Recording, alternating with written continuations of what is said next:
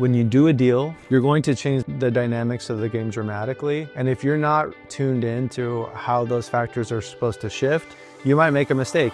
I'ma give it all I got, like grinding every day, ain't no other way.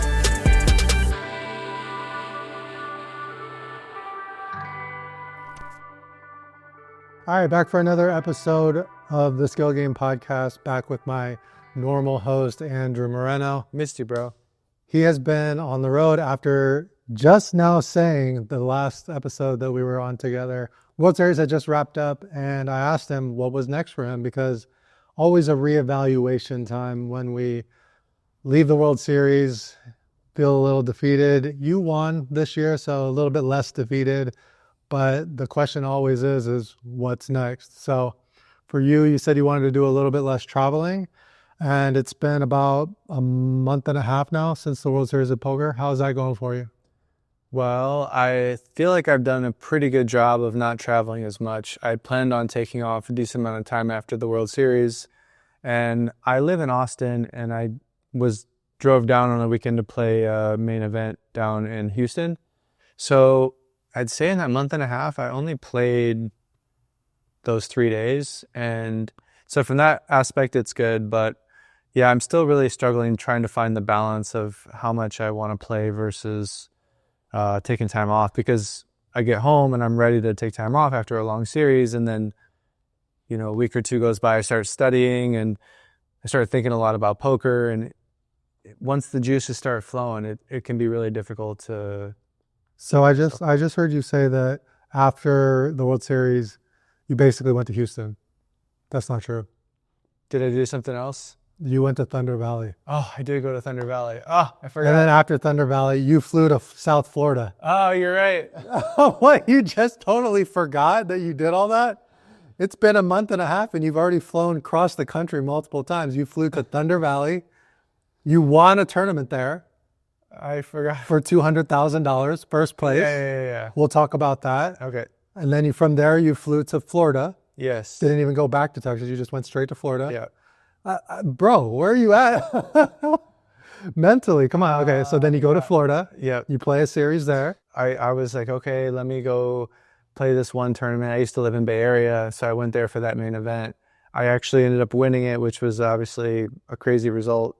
And then my wife wrote this really moving post online, and I was reading it, flying to Florida to play a couple of tournaments there, and just feeling like, wow, I just want to be back home with my family. So played 2 tournaments and then came home early.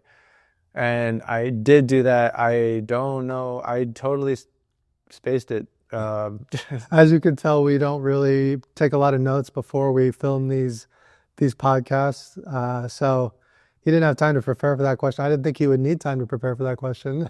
Yeah. So I won that tournament. That was great. I think that this is going to be a very important episode because there are some key takeaways from these trips that you made in regards to poker, in regards to chopping. There was another tournament that you played right after Florida. You went to Houston, like you had mentioned, and you were in a spot where you were chip leader and in a good position to win that tournament. And to make a long story short, for the soundbite here, for the clickbait, I don't think after watching that you should ever chop a tournament. And there's a lot of reasons why. And I think that for you specifically, never chop. For other people, maybe, chopping can make some sense. And then the way that you guys chopped, I have a lot of questions about that as well, because it's industry standard. When people want to chop, they talk ICM numbers and then they make an ICM chop. But to me, it feels not like the best solution for these chop scenarios. So if you are someone who plays poker tournaments and you inevitably will find yourself in a situation where you're at a final table, people will talk chop. This is an episode that you're going to want to stay locked to, because we're going to talk about the ins and outs of chopping, when you should do it, when you should not do it, how you should do it, why you should do it. So I think this will be a good episode because you learned some lessons yourself from this most recent. I know you've always been team no chop, but something happened in this most recent tournament in Houston where you felt compelled to chop near the end of the tournament. So why don't you hop into just that tournament in general, how it went for you, how you were feeling going into the final table, how your chip position was, just everything that went into that final table. Yeah, so I came into this final table. I played this tournament down in Houston, $1,500 buy-in. I think there was around 800 runners. Came in, tied for the chip lead, 9-handed final table. Was feeling really good about my position, and there were only maybe 2 study players at the table, I think. Maybe just one. I'm not really sure. So I was feeling really confident about having an edge on the field. And yeah, so the final table, all of these final tables they're all different, the way that they unfold. Even now, if you go on YouTube and you pull up Triton final tables or GG Million final tables, you know, you'll see someone with a big stack and you'll think, oh, this guy's going to win a lot. He's like such a great player. And the things that you see at final tables, it's just, they never cease to amaze me. The different stack arrangements and the way that things play out are so unique and dynamic. And so even for myself, I was at this final table feeling really confident, played very kind of standard, I think, tight, solid, made a couple moves, got 3-handed, basically just kind of doing my thing. Don't think really doing anything special. Getting 3-handed was quite the chore, though. Yeah, so this final table, what I was kind of alluding to is that it was very long, and there were a lot of really wild hands with big suckouts and players surviving all-ins from super short stacks spinning up. Someone else would get super short, spin up. And this was probably the longest final table I've ever played. And so when we're 3-handed at this point, I'm kind of tired. It's been 3 days and this is the 3rd day, and I hadn't slept well the last 2 nights. And this was the longest that I'd played a final table. And also the way that the hands were playing out, it felt like the 2 guys that I was playing, that they just couldn't lose. They won every all-in, and they probably won 15 all-ins, 10 to 15 all-ins between them. And I had lost my only all-ins that I had played, my only all-ins pre-flop. And I think deep down I was kind of feeling like they were just going to win because they were running so good. And so I got to be the shortest stack 3-handed, and I was like, look, these guys are probably going to win. Well, they were asking deal the whole time. Yeah, they were. And so finally when I got to be the shortest, I was like, okay, sure, why not? Let's do a little deal, and then I'll guarantee some extra money and we'll play for 30K, and I still feel like I have a chance to win. Let's talk the mechanics of this deal, because this is something I also wanted to discuss. You guys ended up discussing and agreeing to an ICM, what they call an ICM chop, which is a mathematical formula that determines how much your chips are worth. And then after the formula is calculated, you guys left extra money to play for, so that no matter what, first place would get first place money, would get the most money with the lion's share of the prize pool. And then was there a possibility that second place would get, no, okay, so second place would get second place money and third place would get third place money? Well, it was that we all locked up a certain amount of money, and then prior to the deal, it was like 90,000 for third place? it was like 80 for third, and Okay. like maybe 120 for second and 185 for first. Okay. And So then pretty big jumps. yeah, it was in terms of the prize pool, we were playing for 100K, and that was pretty significant. So yeah, I think mostly what you'll see is these ICM deals, which basically say, okay, you have this percentage of this. Maybe I had 25, 30%, the other guy had 30%, or 20%, the other guy has 35%. And so you divvy up the prize pool based on that, and then everybody sets aside a certain amount of money, and then we play for that. And so at the time it seemed reasonable. I hadn't been doing any deals at final tables, and I just decided to do it. They approached me with it, and I said no initially, and then I said, yeah, I just decided, sure, why not? I'm curious, because in my mind, what ended up happening in this one is 85,000 for third ended up getting pushed up to like 110. It was 80 for third and got pushed up to about 110, yeah. Okay, so an additional 30K for third place. Yeah. Which feels reasonable. It makes it so that it's a flatter payout and not so much pressure to not go out in third place. Second place prize pool was nearly the same? Yeah, Okay. slightly. Yeah, right about the same. Yeah. Okay. So what I've always thought was rather than do an ICM chop, because what you're essentially doing at this point is you're locking up a larger percentage of the prize for the guy that's currently in first place. Yeah. Why isn't this more common practice to say, okay, it's 100 and let's call it 180, 120, and 80 is how the dispersion was. So 180 plus 120 is 300 plus 80 is 380. Why don't you take that 380 and just make it a flatter prize pool and don't reward the guy for first place already. Don't reward the guy for second place already. Don't punish the guy for third place already, because it's still a tournament. You don't want to basically reward people when the tournament's not over.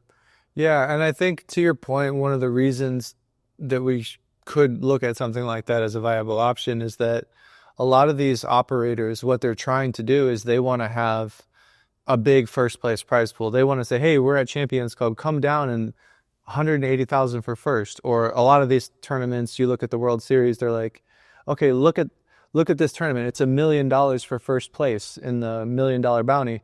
Well, second place is 540K. They had to stretch it all the way up to $1 million.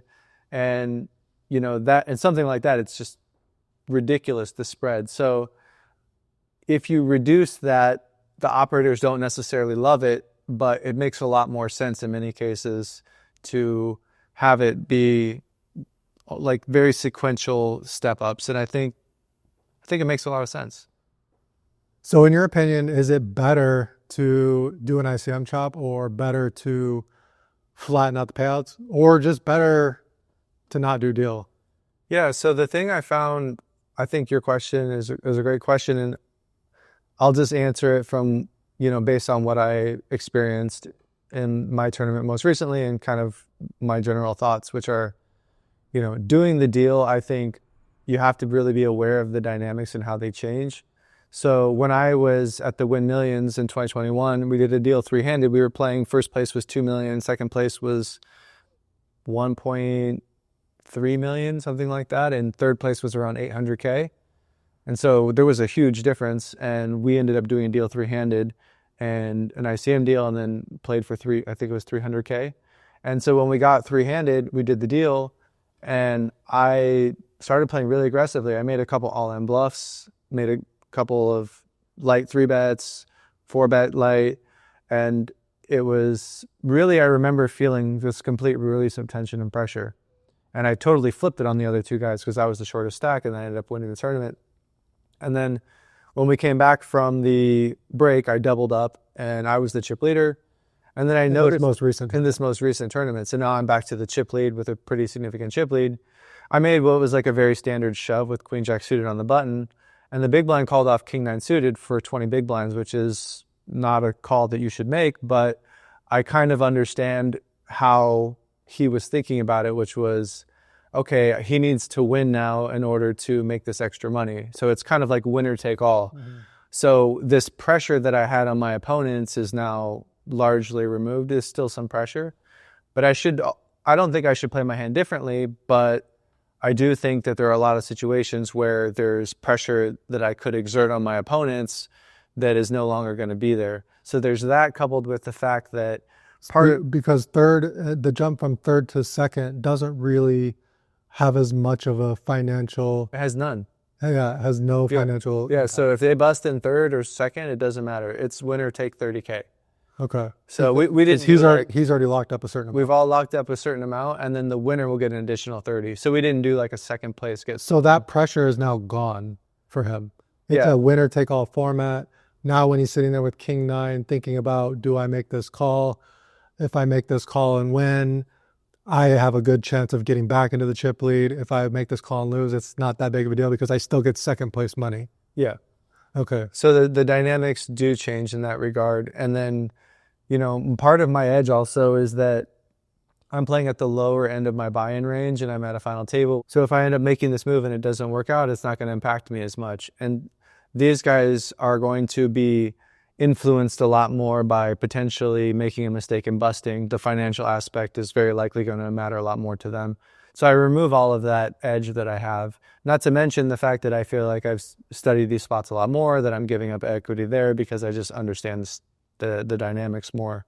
And then all of this kind of, and then to my own demise, I called off King Jack off for 20 bigs in a similar scenario where the button jammed because I thought, well, I have to win and second place gets the same as third.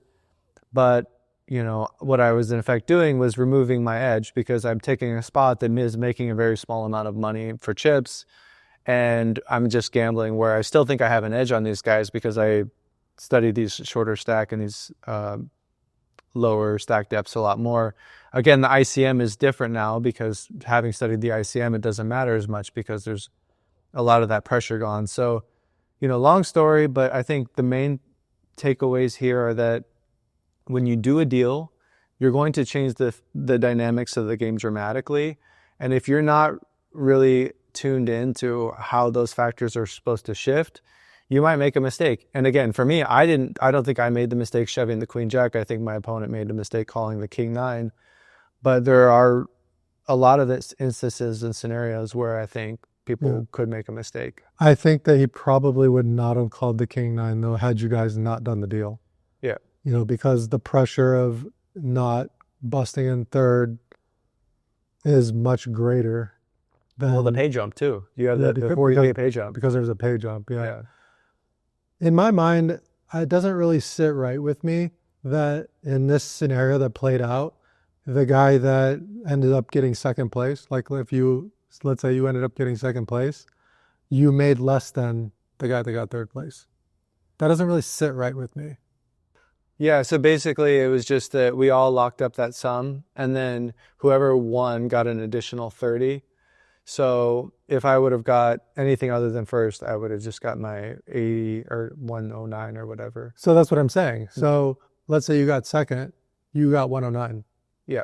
And then the guy that got third got 120. Got 120. Yeah. So that doesn't sit right with me that you play down, the guy that gets third makes more money than the guy that gets second. Which is why you're advocating more for just altering the payouts to... Exactly. Yeah. And it's something that I never really see done. And for those of you guys that play poker tournaments, drop it in the comments. What do you guys think? Like, does ICM make sense? Do you feel like the payouts, because as someone who's newer to the tournaments, like I've only been in the tournament scene for like the last 4 or 5 years, this has never really made sense to me. I know ICM is like a newer concept when it comes to chopping. And this is your world. That's why I kind of wanted to ask you. So you ended up getting third in this tournament, and that's a great result for $110,000. Backing it up, the tournament before that, you went to Florida and did not cash? No, yeah, I bluffed all of my chips in a spot where I should not have. On the bubble.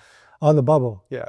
I remember following that tournament a little bit, and it's harder to follow the WPT one or the Florida ones because the updates are proprietary to their website and they don't update as often. And there's big, massive fields. Huge fields, yeah.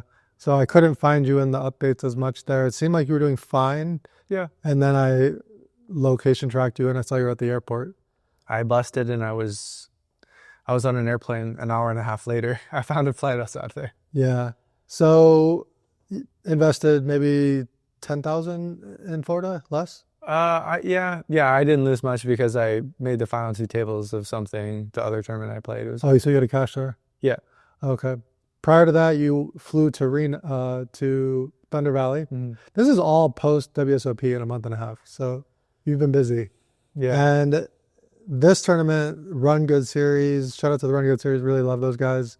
They put on a tournament, like one of their biggest buyouts that I've ever seen them have. Was it like a $2,500 buy-in? And you had some trials and tribulations actually getting to the tournament.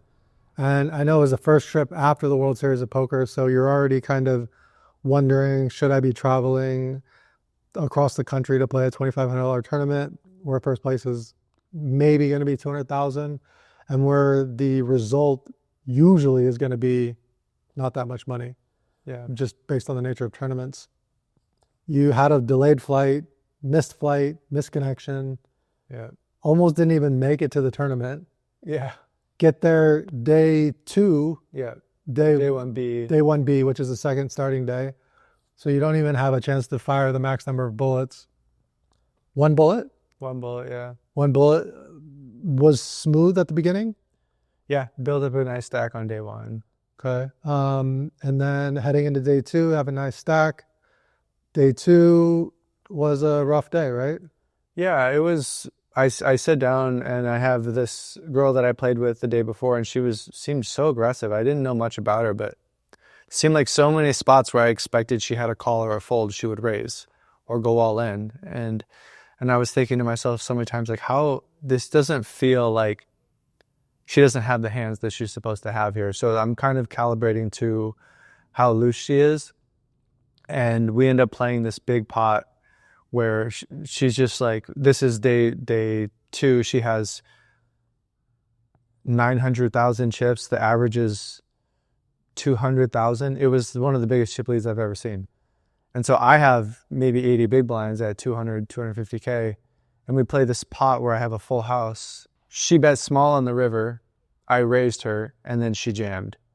And I had pocket 9s on a king, jack, jack, 9 queen board with 3 hearts. So we essentially have the worst full house. Yeah, I ended up folding. And the hard part about it was, as I said earlier, she was just being all in on the spots I didn't think she was supposed to be, and playing too big of pots against too big of stacks. But a spot where she can't really be bluffing, right? Seemed like it, but a lot of these other hands similar. So after the tournament, she did tell me she had king jack, which made a good fold, which I thought I did. But so then if the 2 hands later, I check raised the flop with a double gut shot and a flush draw after defending the big blind. I bet the turn after the guy called my raise. It was the initial raiser, and then he called the turn again, and the river completed the flush for me, and then I bet small, and he jammed all in on me. And I ended up like going back and forth. I was never intending to fold my hand, but he did something on the flop that made me feel like he had a weak range of hands. And so the way I interpreted that was that he had a draw. And so then when he jammed the river, I thought, well, this is either a missed straight draw or a flush. And so I ended up folding, and he had flop top pair. And then he just windmilled me this bluff where he just had like a top pair, which was a 10, no diamond. And so I bet folded a flush. And at this point, so I went from, 250K, which was at the time 100 and something big blinds, to 30 big blinds. And this is all before the bubble. And the girl at the table is like, the whole table's like celebrating and laughing, which is, I get it, And in the moment, I'm like, well, what do you mean trying to take it. What do you mean you get it? Well, you just bluff this guy in like a big pot. You're a recreational player. And I guess like nobody would ever do this towards a recreational player, though. They're kind of like laughing and celebrating because you're a pro. I think so, yeah. And then the girl was like, she says to me, she's like, oh, honey, you can't fold a flush. Like, you have too much in there. And the way she said it felt so condescending. Yeah. And like, that was the part that really bothered me. Like it was your first rodeo. Yeah, like I had no idea that I shouldn't fold a flush or something. But for me, the important thing is to just ground down, and I don't need to say anything. I don't need to tell her that I know something or respond. So I just kind of sat there and just like, okay, this is like the situation I'm in. I just had a big stack. Now I'm a short stack. I just made a bad fold, maybe 2 bad folds. And I just told myself, this is where you get to show yourself how good you really are, which is just my way of telling myself, you have a lot of experience. This is adversity. This is something we've encountered before. And this is where I get to prove to myself that I get to make good decisions in the face of adversity. So I really took my time with all my decisions after that. Yeah, for those of you that play poker, I'm sure that you can relate to this feeling of not knowing whether or not you folded the best hand with the 9s, feeling like you're never going to know, and then having this in short succession happen after. And prior to all this happening, having a big stack approaching the bubble. While this is happening, now you're middle of the pack to lower end of the range, approaching the bubble. It's just that feeling that sits inside of you that it feels horrible. You're like, why am I here? Why am I doing this? Why did I fold? I had a full house, or Yeah. why did it's just that every poker player knows this feeling. So to battle through that, I think when you know that you flew across the country and your family is counting on you to play your best, and I'm there for one tournament. you're there I'm for one bullet. exactly. I think that you really only have one choice, and that's to buckle down, not freak out, not punt, which obviously is easier said than done.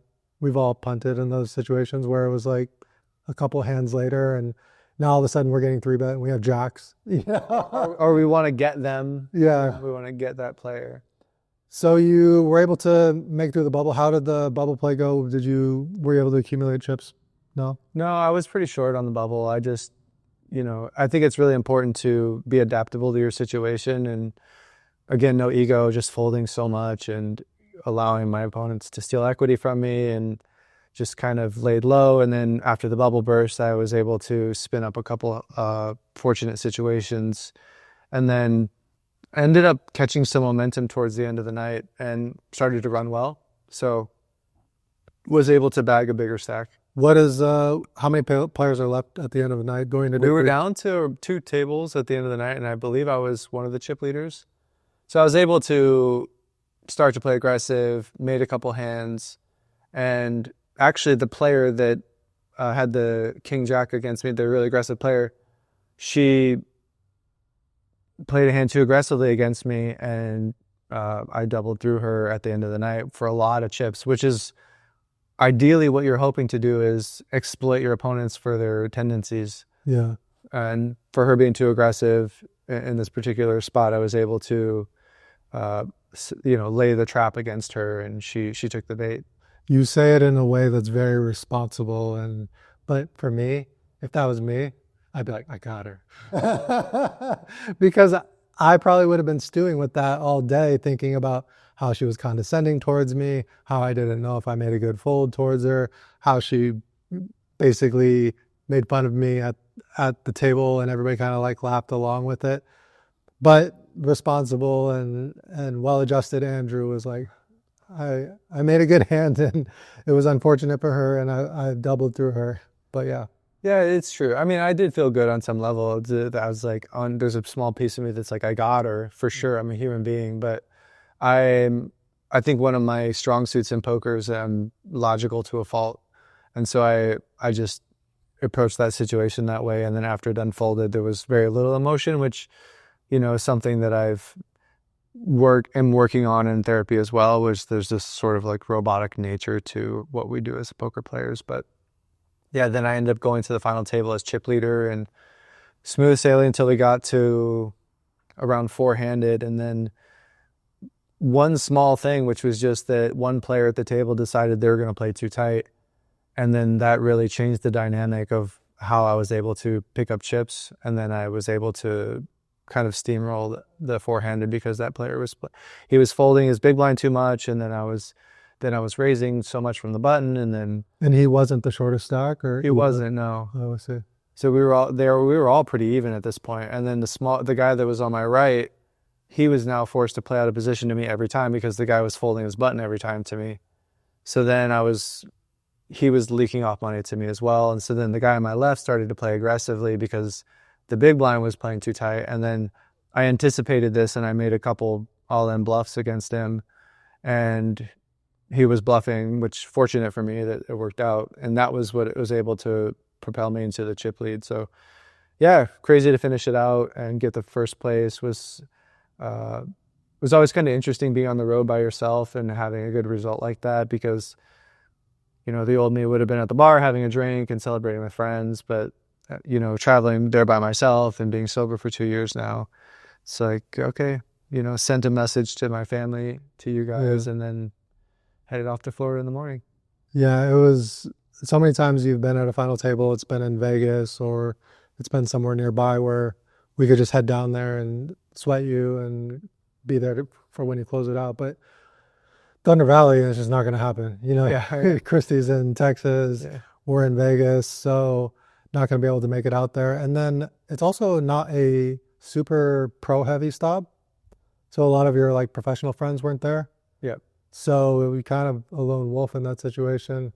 and there's nowhere really to go. There's like a property there. And Yeah, like, you're in the cornfields out you there. just wander around the property, and was the trophy nice? Yeah, it was a ring. It was funny when I came home. Miles, my son, was like, "Oh, you got me a ring," and it's his ring now. And then when I was in this most recent tournament where I was trying to get first, I got third. My son was like, "Dad, you should try to win one for you now." I was like, That's so good. yeah. I think given that the tournament that you won was a couple weeks before, it's interesting because the tournament that you won, you really did lean into the pressure of the pay jumps. And that's really, I think, what helped you win that tournament. Because in both scenarios, it was a similar type field with less experienced players being there at the end. And in tournament one that you won, you did not allow no deal talks. You put pressure on spots where you knew that people would not want to bust. Basically, their hands are tied when you have a bluff. But even if they think you're bluffing, it's hard for them to pull the trigger because they know it could be a huge mathematical mistake to make this call here. But then 2 weeks later or a week and a half later, you didn't, you know. I did the opposite thing, which ultimately probably cost me winning the tournament. Yeah, and I think that that's like an important lesson in poker, that we have to learn the same lessons over and over and over.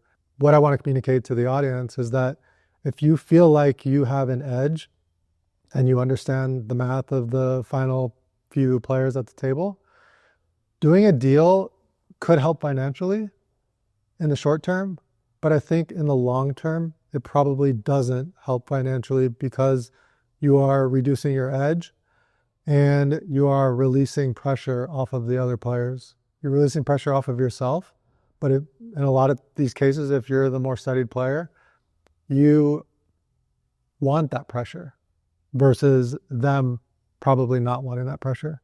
Yeah, the thing I would also communicate to the people at home is that if you're thinking about doing a deal, I think the really important thing is you want to listen to that voice and understand where it's coming from. If it's rooted in fear of having a bad result, fear of not getting your biggest cash, or fear of making a mistake and busting, then I would say I would be less inclined or advise against doing a deal.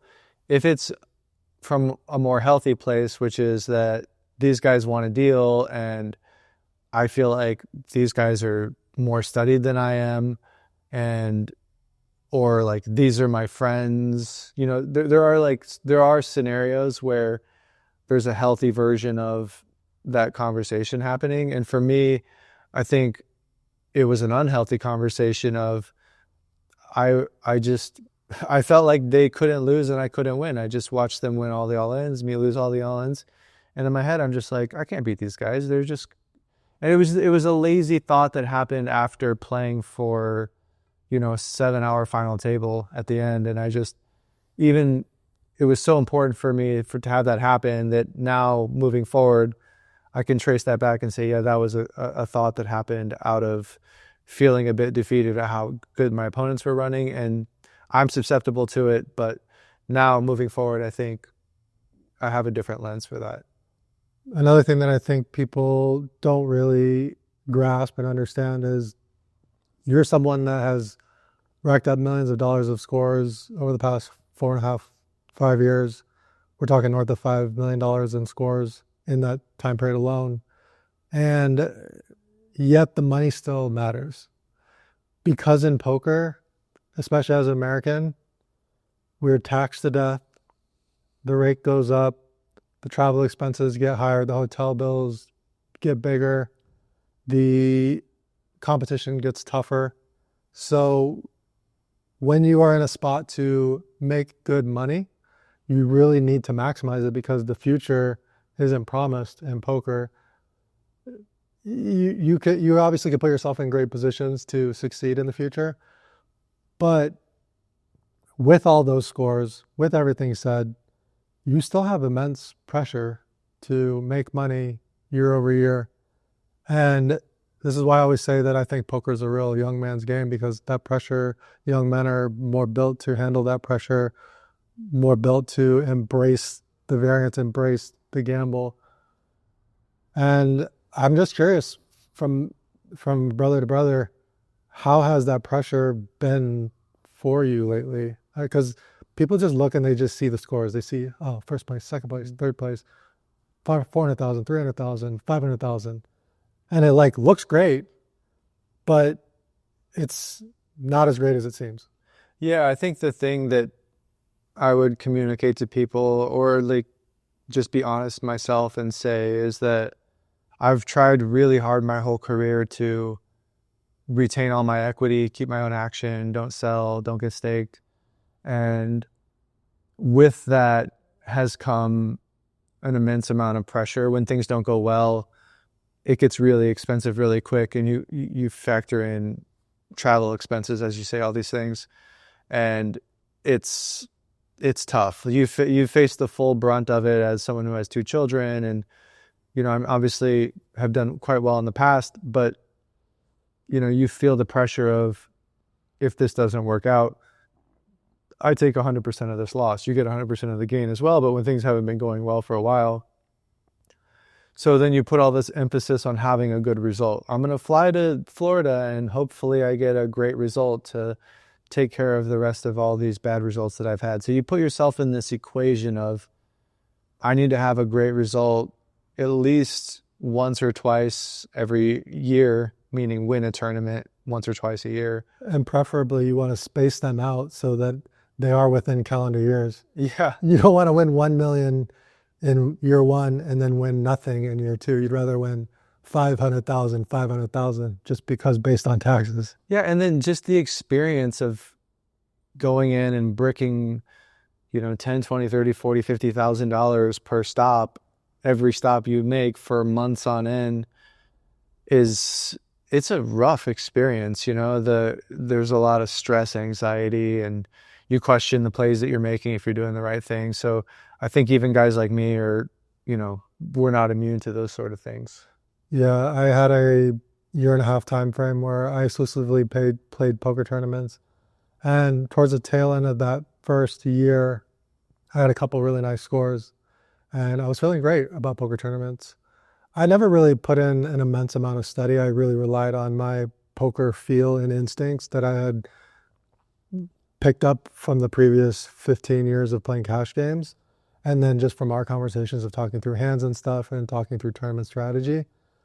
That was the extent of my studying. And towards the end of that run, I think I bricked like $80,000 out of the 120 I had won. So then now I'm down to like a $40,000 profit. And I just felt like, no, I don't have it in me. I don't have it in me to keep going, So I ended up, packing in and shifting my focus to other things. And now that I look back, when you button up the whole like tournament poker career, it kind of feels like a failure, even though I had success, because I quit because I didn't feel like it was going to provide me a great living. But I think it's a lot of times a frame of how you frame things, because I could also frame it as, wow, over the course of a 1.5 years, I made money playing poker tournaments. Like, that's not something that people can usually do. And I quit. Well, I didn't give it all back, Yeah. There's also something to be said for even you. If you go on a 5-year path of playing poker tournaments and then you win $5 million, and then on year 6 you decide that you're not going to do this anymore. Is there a part of you that feels like you failed because you weren't able to continue? Whether it's your mindset, whether it's you didn't want the pressure anymore, whether it's you just chose a different field. Like maybe you found some other way to make money that's great, but is there a piece of you that your identity is so tied to being a poker tournament player that feels like I can't do it, because then it almost feels like failure? Yeah, it's a great question. I think for me, the thing I've worked really hard on in the last year specifically is my own mental health and working with a therapist and looking at things like my identity in poker and who I am as a poker player and who I am as a human being, separating the two. And I do feel at this point in my life now I'm pretty stable in, no, this is my poker career. That's what I did for work, and this doesn't define me. This doesn't say anything about me. And if I end up moving away because things aren't going well and doing something else, I have a lot to feel good about too. And so I do think at this point I could do that and feel totally fine. The other thing I wanted to ask you that goes in line with feeling like you could move away from poker and feel at peace with it. It's really hard to do when, 20 years of your life has been learning how to make money through poker. And it's been such an endeavor for you, blood, sweat, tears, paying tuition, education, working with people, being passionate about it, and getting to the point of where you know how to make money in poker. So now you're just executing on the path of how to make money in poker. I think one of the big problems that a lot of people have is everybody wants to make money doing something that they like, especially. But it's hard to find the thing, like how do I actually make the money that synergizes with my skills, my likes, my passions. And that's something that I've always struggled with within poker, is that I spent so much time learning about poker and learning about how to make money through poker that once I got the how, then I started executing on the how. This is how we do it. Just work hard. I have the path through being around people like you. But then the problem is now when I'm wanting to move away from poker, or at least find something else as, becoming a new father, I want to do something where my time is not necessarily needed to be traded at a poker table to make money. So now I had to search for this new how. Like, how do I make money that's not poker, And I feel like I kind of lucked my way into Olga's business project with being a real estate agent, because I got to focus on the things that I know how to do. I know how to do websites. I know how to do marketing. I know how to do the back end of this stuff, the nerdy computer stuff. And then because she's so great at the front end of being a real estate agent, the being with people, the talking to people, the feeling like she's everyone's best friend. And she learned about Las Vegas so quick and learned about real estate so quick. She was just a quick learner in that regards. It blew that business up. So now I have a new how. Like, I know how to make money somewhere else where it's fun. I get to amplify Olga and build a big business for her. There is a piece of me that still kind of wants my own thing, because as like a primal instinct as a man, we want to feel needed, important, valued, and we want to feel like we are bringing value to the table. And because I'm like behind the scenes on Olga's thing, it's still kind of Olga's thing. So I still kind of am thinking about how can I make money in other ways that aren't exactly through Olga's brand and building our real estate business.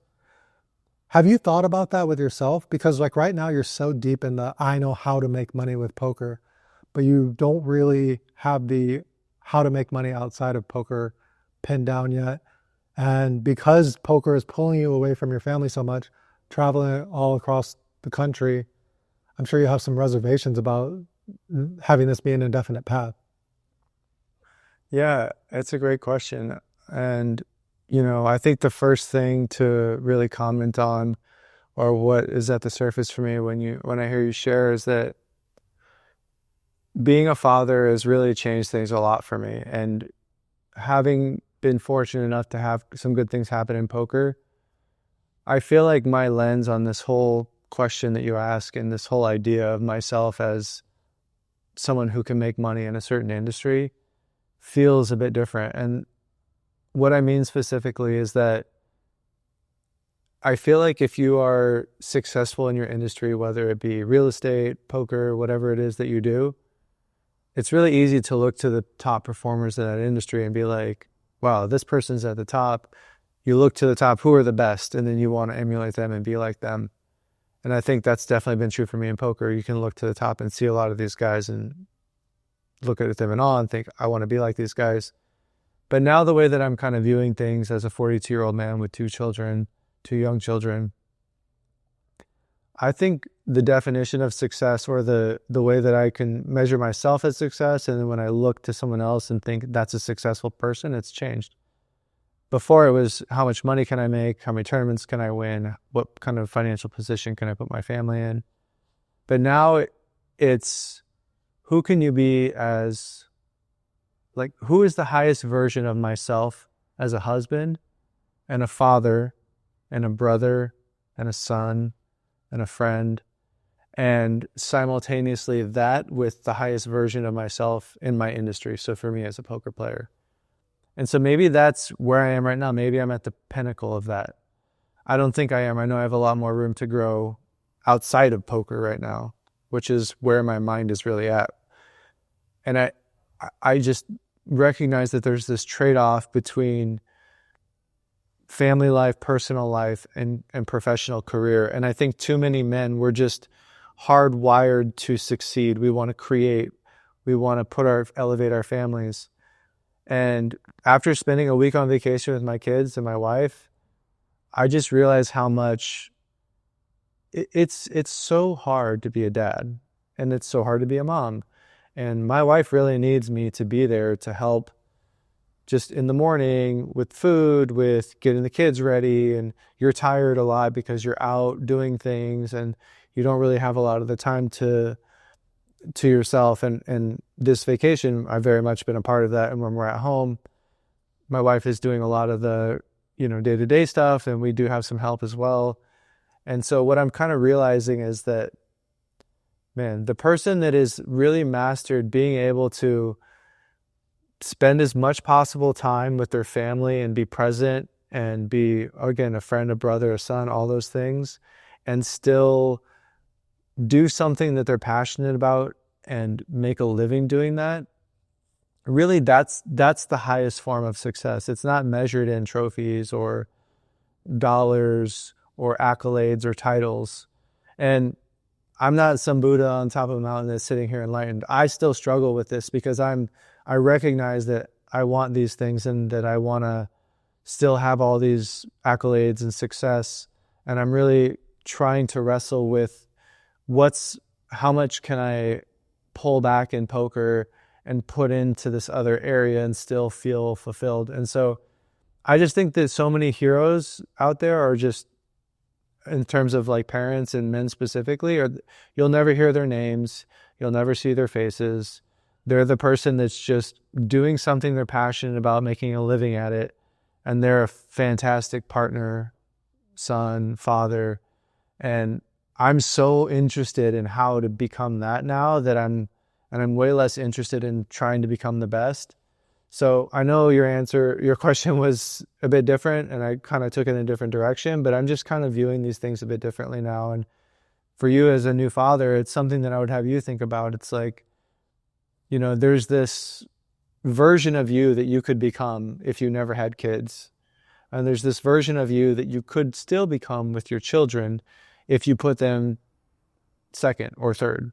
Mm-hmm. And you're going to have to decide what version that you're willing to be. And I'm telling you that it's my experience and what I've seen from myself and others, that, and just in being a man, that we have this insatiable desire to try to create and elevate ourselves. And that it takes a lot of doing internally in our work to move our family and relationships above.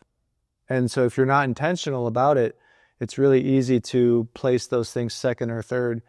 And so whatever people decide is fine for them. But what I would say is that if you're not intentional and you're not paying attention, you'll find that those personal relationships and being a father will take a back seat.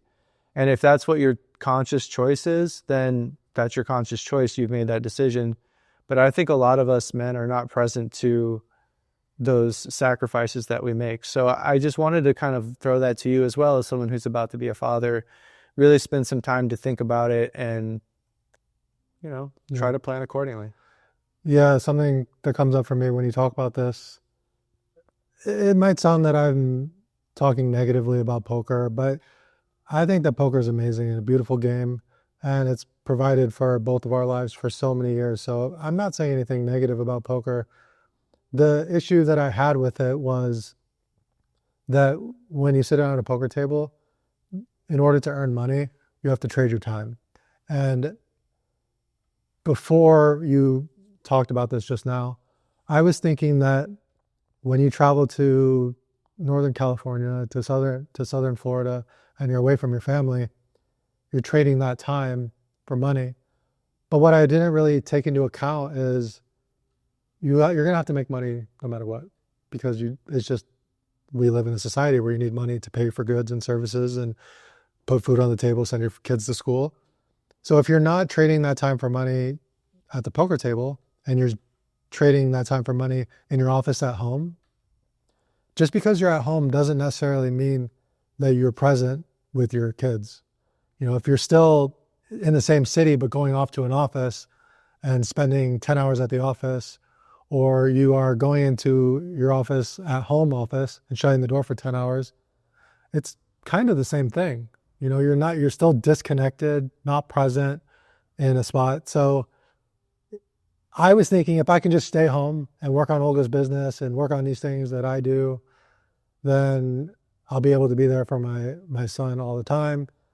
But really, that's not really the case. So there's always a trade-off. And yeah, I've thought a lot about, how I'm going to structure my time, because of course I'm going to need to make money, and Olga's making great money now.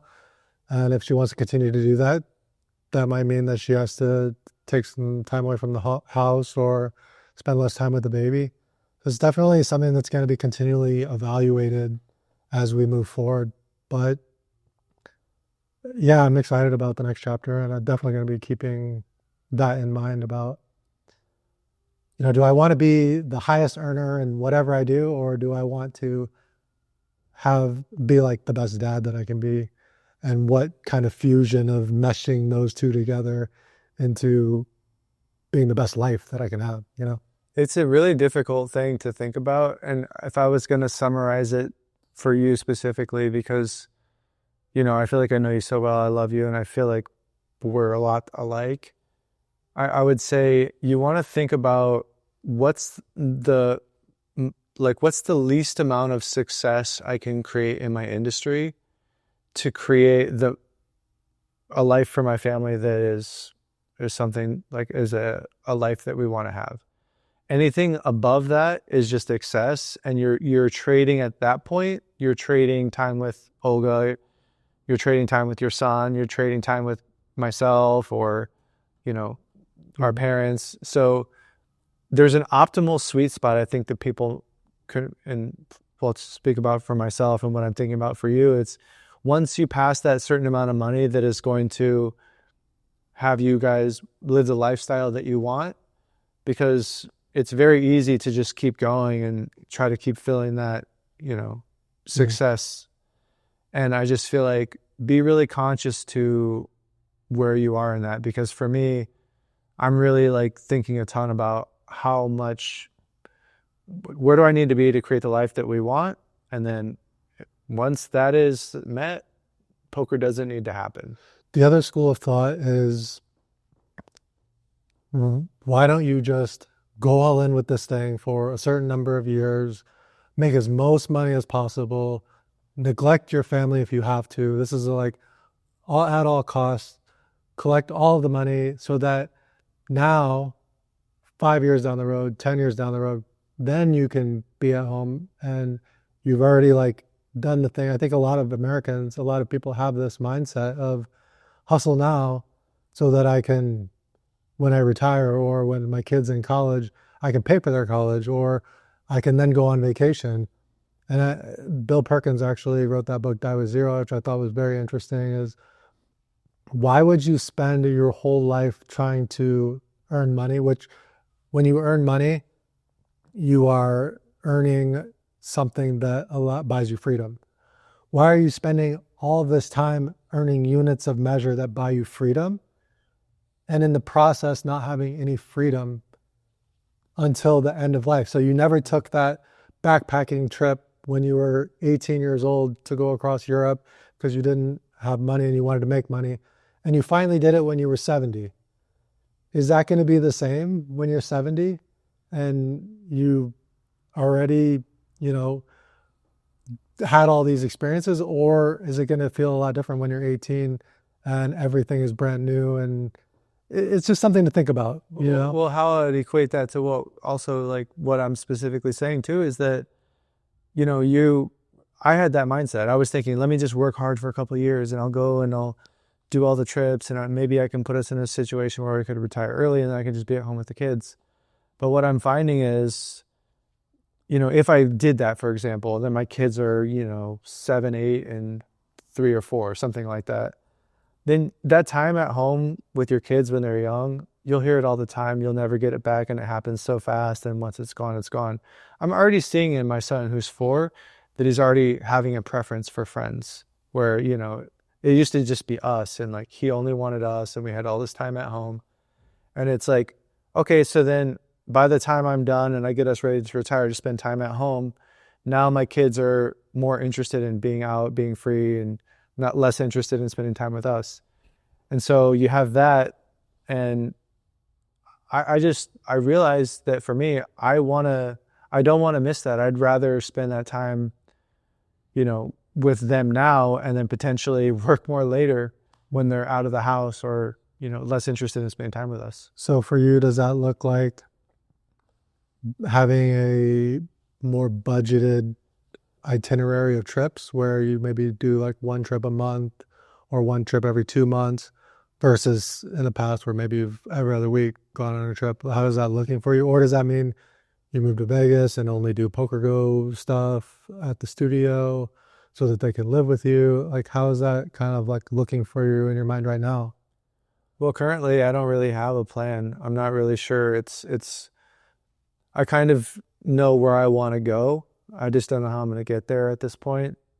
And the way I'm approaching it is I'm a field player. So I'm going to feel, I feel like I'm not playing enough or I feel like I'm playing too much. And I think there's something to be said for playing when you feel good and not playing when you feel drained or feel like you've been missing time at home. So that does make sense to kind of play it by ear and go as you feel. It's like showing up it's like asking you what your strategy is for the main event prior to even seeing who you're playing against. Yeah. Doesn't really make sense. Like, you've got to see who's at the table, see how they're playing, and formulate your strategy in real time. That's what we're doing with life. Well, I got to say, in terms of these conversations and how they've evolved, we talk a lot about poker, we talk about life and markets, all that kind of stuff. I'm really excited to see how this conversation evolves between you and I, because at the end of the day, I'm 4 years in on this parenting journey and you're just starting out. And there's so many deep, meaningful conversations to be had about how these things are unfolding over the years. And I'm really excited to hear from you firsthand what that experience is like, the types of things that you're struggling with or excelling at, just overall everything. And I'm just really looking forward to that in the future. Yeah, currently we still don't have a sponsor for the show. So if you want to support the show and have us continue to upload, get some skill game merch from the shop. That is one way to support. Click like, subscribe, comment on this video. That's another way that you can support. But you have another tournament coming up in Vegas, so we'll sit in for the podcast for that one. And we'll keep doing these regularly. And I think I'm going to continue to upload some solo episodes here and there when I feel like I have something to say. But thanks for popping in for this episode. Appreciate you guys. Don't chop if you feel like you can afford it. Learn the lesson from Andrew. We'll see you guys in a future episode. Take care.